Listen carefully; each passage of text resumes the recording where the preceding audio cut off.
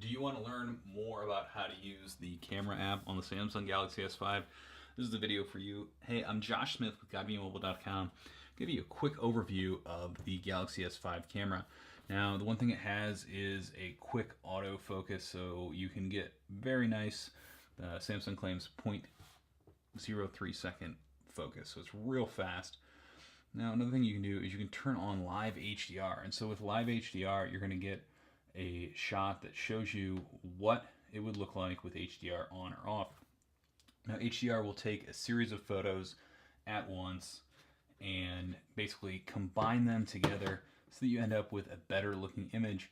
The results inside like this aren't quite as nice as, say, if you're taking a sunset or something like that, but it's nice to be able to turn that on and off and see the effects live so you can compose your shot with that on.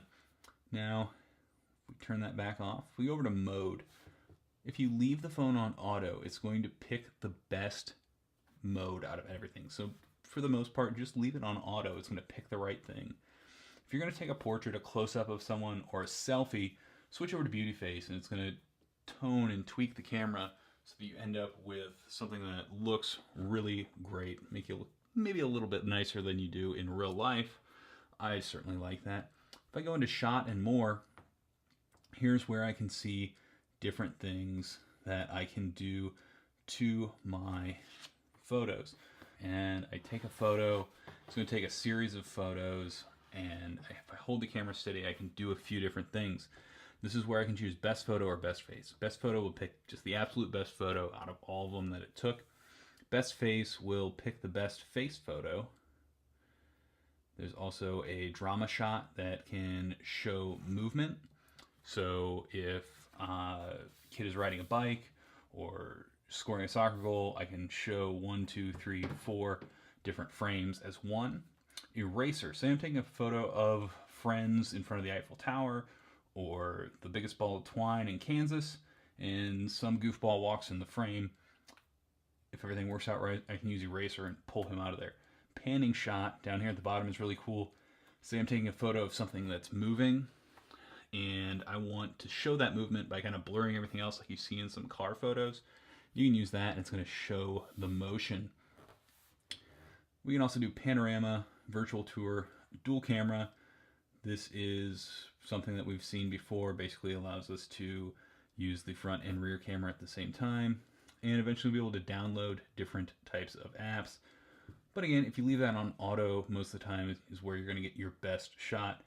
If you hit settings, you get a variety of different things. You can choose your burst mode, picture stabilization, face detection, tap to take pictures, your video modes, including 4K effects, flash.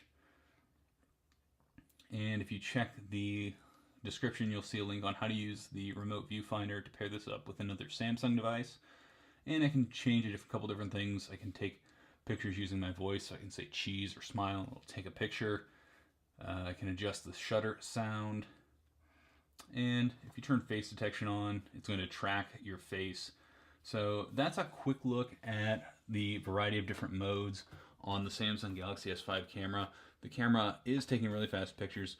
If you head over to GottaBeMobile.com, you can see more about this. There'll be a link in the description pretty soon that'll show you a Galaxy S5 versus S4, Note 3, iPhone 5S, and a few other phones to show you how the camera compares.